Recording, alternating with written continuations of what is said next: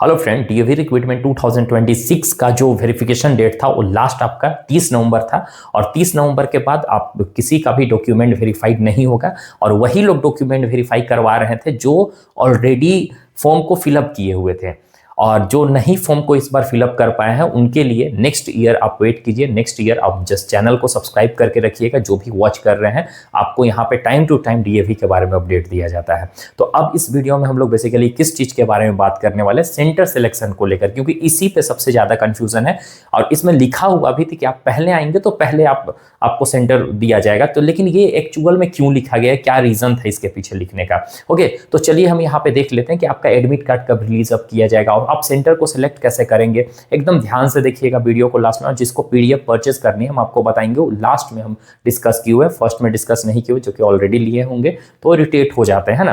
तो अभी चलिए हम यहाँ पे जिसके बारे में डिस्कस करना था हम उसी के बारे में डिस्कस करने वाले हैं। यहाँ पे देखिए लास्ट डेट जो है ना पेमेंट का, आप देखिए 30 नवंबर को आपका लास्ट डेट था। किस चीज़ के लिए? डॉक्यूमेंट्स को वेरीफाई करवाने के लिए। अगर डॉक्यूमेंट्स नहीं वेरीफाई करवाए होंगे तो आप अब कोई उपाय नहीं है, आपका फॉर्म आपका रिजेक्ट हो चुका है। ओके, तो 30 नवंबर आपका डॉक्यूमेंट वेरिफिकेशन का था। और जैसा कि बोला गया था कि जिस दिन आपने डॉक्यूमेंट्स को वेरीफाई करवाए उससे 7 डेज आपको टाइम दिया जाएगा फॉर व्हाट, फॉर पेमेंट के लिए। ठीक है, तो आपको 7 डेज के अंदर पेमेंट करना होता है। तो इसका जो लास्ट डेट है अभी पेमेंट करने का, जिसने भी पेमेंट नहीं किया है वो 7 दिसंबर तक आपका लास्ट डेट है। तो ये लास्ट डेट है। इसके बाद तो पोर्टल ओपन होने से रहा, आप एकदम सिंपली जाकर अभी या कल या परसों तक पेमेंट कर दीजिए लास्टली। ठीक है, अदरवाइज आपका फॉर्म फिर रिजेक्ट हो जाएगा, फिर एग्जाम नहीं दे पाएंगे। Got it. अब यहाँ पे हम लोग बात करते हैं कि इसके बाद जैसे पेमेंट कर दिए तो अब सेंटर सिलेक्शन का ऑप्शन अभी तो दिखाई नहीं दे रहा। अभी जाएंगे तो वेबसाइट पे आपको सिंपली वहाँ पे कमिंग सून लिख रहा है। ठीक है, कमिंग सून मीन्स कि अभी डेट नहीं आएगा। अब डेट कब तक आएगा उसके बारे में हम बता रहे हैं। पिछले बार जो सेंटर सिलेक्शन का जो डेट था ना, आप देखेंगे तो 20 दिसंबर से लेकर 28 दिसंबर तक था। मतलब इस बीच में आपको सेंटर को भी सिलेक्ट कर लेना था। और जैसे ही सेंटर को सिलेक्ट करते 1 डे के अंदर आपको वहां पे एडमिट कार्ड भी रिलीज कर दिया जाता था। तो सेंटर सिलेक्शन देखिए 10 तक तो कोई चांस नहीं है आपके आने का। अगर बाई चांस आ भी जाता है 7 तक तो कोई चांस नहीं है। देखिए 7 तक इसलिए कि 7 तक तो आपको डेट ही दे दिया है पेमेंट करने के लिए। अब इतना पहले एडमिट कार्ड उन लोग रिलीज नहीं करने देंगे। और सेंटर सिलेक्शन कैसे चूज करना, उसका क्या कुछ पॉइंट्स है जो कि रिमेंबर आपको ध्यान में रखना है। और उस चीज को आप सुन लीजिएगा ध्यान से। ओके, अब इसका सेंटर सिलेक्शन का डेट कब से, तो अराउंड यही 20 जो है ना, 20 जो डेट आ रहा है, अगर इससे पहले आ जाता है, क्योंकि पिछले बार जो आया था उसके अकॉर्डिंग हम यहाँ पे आपको बता रहे हैं, तो यही डेट होने वाला है। हो सके 15 दिसंबर से खुल जाए। ओके, तो मतलब जो भी होगा 10 तारीख के बाद ही होगा आपका। Got it. अब यहाँ पे आपको ध्यान क्या देना है कि आपको उसमें क्या क्या रहेगा जब ओपन होगा पोर्टल ऑफ सेंटर सिलेक्शन का। जब आपको सामने पोर्टल खुलेगा तो वहाँ पे क्या ऑप्शन रहेगा, तो देखिए आपको डेट वहां पे दिया हुआ रहेगा, किस डेट में आपका एग्जाम है उसमें आप मॉडिफाई नहीं कर सकते। स्लॉट भी आपको दिया हुआ रहेगा। हो सके स्लॉट आपको चेंज करने का ऑप्शन दे दे। स्लॉट जैसे मॉर्निंग में जाना है या इवनिंग में जाना है, हो सके। और उसके बाद टाइम भी आपको दिया हुआ रहेगा।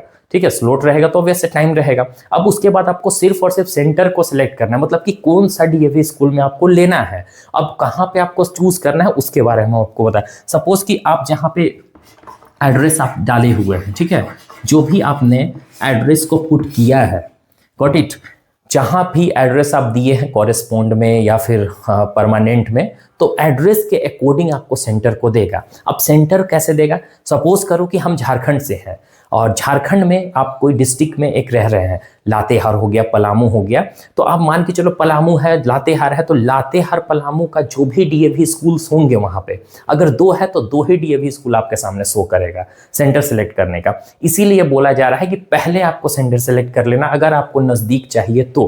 अब ऐसे में क्या होगा कि मान के चलिए हमारे पलामू में बहुत सारे कैंडिडेट ने अप्लाई किया है। अब उसमें सीट जो है, उसमें जो सीट है, मतलब अलग अलग डेट में होगा एग्जाम, हम समझ रहे हैं, लेकिन अगर उसमें सीट जिस दिन आपका डेट दिया है उस दिन अगर 40 कैंडिडेट का अलाउ है, तो अगर 40 कैंडिडेट ऑलरेडी उस सेंटर को सिलेक्ट कर चुके हैं तो आपका तो ऑप्शन वहां से खत्म हो गया। फिर दूसरे स्कूल में देगा, वहां भी खत्म हो जाएगा, तो फिर तीसरे स्कूल में देगा, ऐसे हो जाएगा, फिर दूसरे जगह देने लगेगा। तो ये चीज आप ध्यान में रखिएगा। तो पहले जितना जल्दी लॉग इन करके आप सेंटर को सिलेक्ट करके आप लॉक करके अपना एडमिट कार्ड डाउनलोड कर लीजिएगा। ठीक है ना। और एक चीज क्या रखना कि आप कहाँ पे अपना सेंटर को सिलेक्ट नहीं कर सकते, ये भी इसमें इशू है। सेंटर वहां पे आप सिलेक्ट मत कीजिएगा जहां पे आपका कोई रिलेटिव्स रहते हैं। जैसे कि सपोज करो आप लातेहार में हैं और लातेहार का डिस्ट्रिक्ट में जो स्कूल आपको दे रहा है उस स्कूल में आपके कोई अपने वहां पे पढ़ा रहे हैं, तो वैसा जगह आपको सेंटर को सिलेक्ट नहीं करना है।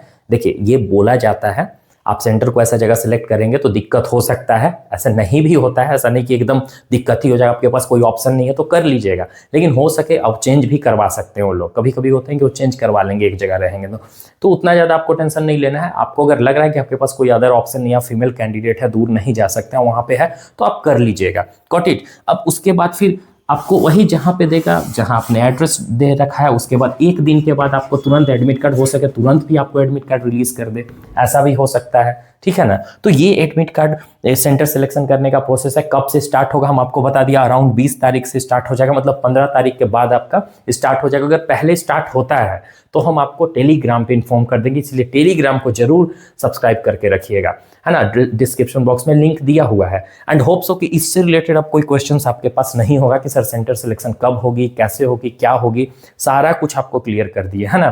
पेमेंट का डेट, लास्ट डेट आपका 7 दिसंबर है। जो लोग नहीं किए हैं पेमेंट और जो लोग कर दिए उनको टेंशन लेने की जरूरत नहीं, जो नहीं किए हैं पेमेंट करके अपना साइलेंट हो जाइए, कोई दिक्कत नहीं। अब नेक्स्ट ऑप्शन में आपको सेंटर सिलेक्शन करना है। सेंटर सिलेक्शन का भी डेट आउट नहीं हुआ है, अभी कमिंग सून लिख रहा है, यानी कि 15 तारीख के बाद ही स्टार्ट होगा, और जैसे ही स्टार्ट होगा टेलीग्राम पे आपको इन्फॉर्म कर दिया जाएगा। हम समरी आपको बता दिए। अब रही बात पीडीएफ के बारे में कि मेरे पास किस चीज़ का पीडीएफ है अवेलेबल, तो देखिए ये हम टीचिंग और नॉन टीचिंग दोनों के लिए हम जो भी वीडियो बनाते हैं ना, नॉन टीचिंग टीचिंग दोनों के लिए होता है।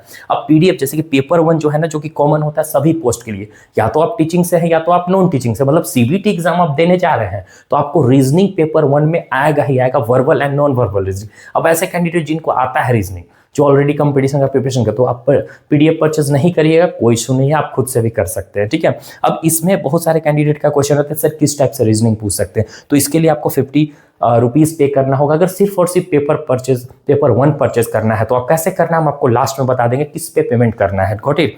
अब उसके बाद नर्सरी टीचर के लिए आप प्रिपेयर कर रहे होंगे, प्री प्राइमरी नर्सरी टीचर के लिए, तो इसके लिए आपको 99 रुपीज़ पे करना होगा, जो कि पेपर 1 और पेपर 2 इसमें दोनों प्रोवाइड कर दिया जाएगा। कॉमन पेपर भी रहेगा और पेपर 2 स्टडी मटेरियल, स्टडी पढ़ने वाला टाइप है, लेकिन पेपर 2 हम खुद से बनाया है, प्रीवियस क्वेश्चंस के अकॉर्डिंग बनाया है, जिसमें आपको हेल्प तो होगी, ओके। और रही बात नॉन टीचिंग, तो नॉन टीचिंग के लिए भी मेरे पास सिर्फ और सिर्फ पेपर 2 का सिलेबस है। अब उस सिलेबस में जैसे लैब असिस्टेंट हो गया, बायो केमिस्ट्री, फिजिक्स, ये सब का नहीं है आपका, ठीक है। लैब कंप्यूटर असिस्टेंट, ये सब का मेरे पास पेपर 2 का सिलेबस नहीं है, तो ऐसे कैंडिडेट आप पे मत कीजिएगा, सिर्फ आपको पेपर 1 मिल जाएगा, ठीक है। पेपर 1 से बहुत ज़्यादा हेल्प हो जाएगी आपकी, गॉट इट। अब नॉन टीचिंग में आपका पेपर 1 पेपर 2 दोनों दिया जाएगा, जिसका हम लिए लाइब्रेरी हो गया, डांस हो गया, म्यूजिक हो गया, आपका यूडीसी हो गया, एलडीसी हो गया, असिस्टेंट का मेरे पास नहीं है, है ना, तो नर्स का हो गया, ये सब का है पेपर 2 सिलेबस टाइप बना हुआ, लेकिन ऑफिशियल नहीं है।